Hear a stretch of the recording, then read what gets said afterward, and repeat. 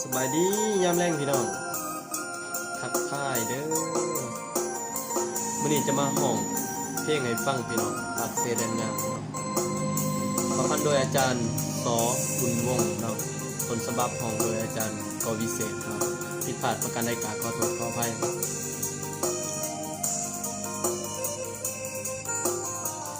เมื่อเยือนถึงถิ่นพื้นดินถิ่นแคว้นแดนไกลปากเส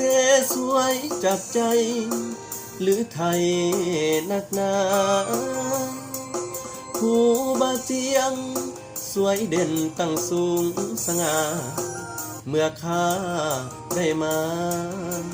เห็นแล้วพาใจสุขสันต์เมื่อได้มาอยู่คงเป็นบุญค่าน้อมนำปากเสสวย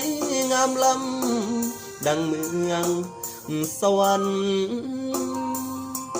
ผู้มาลงอยู่ทางกำฝ่ายขวานั้นเราเป็นนิทานสู่กันฟังมาตั้งหลายปีนางมาลงสักสูงส่งงามโสภาบาเจียงจึงปรารถนาหวังได้นางมาเป็นขวัญศรีวีแห่ขันมากมาหอดเมืองคันเกิงพอดีได้ข่าวมาลงต้นนี้ซ้ำหรือดีค่าตัวตายน้ำเสไหลหลังหนทางแห่งสายทลาปากเสสวยงามตาใจข้ามันหมาย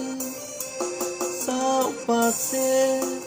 เสน่ห์ซาบซึ้งตึงใจข้าขอฝากกายเคียงคู่สาวไว้น้องคนดีปากเสแดนงามพี่น้องยังหลงมนต์เสน่ห์นักปั้นปากเสนะพี่น้องเนาะมีอีกหลายเรื่องเราสมัยศึกษาเรียนอยู่แห่งนั้นเนาะก็เลยว่ามื้อนี้มาลองเพลงให้ฟังซะเป็นกันเรา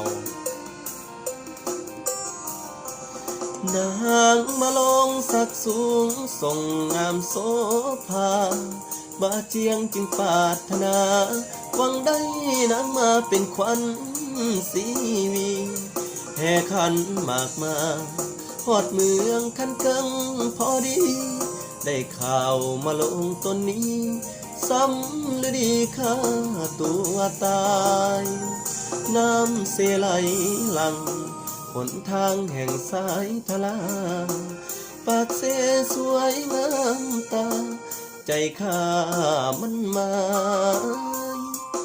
สาวปากเสเสน่ห์ซาบซึ้งตึงใจข้าขอฝากกายเคียงคู่สาวไว้น้องคนดีขอบอกขอบใจหลายๆพี่น้องที่เขามาเบิ่งมาส้มเด้อ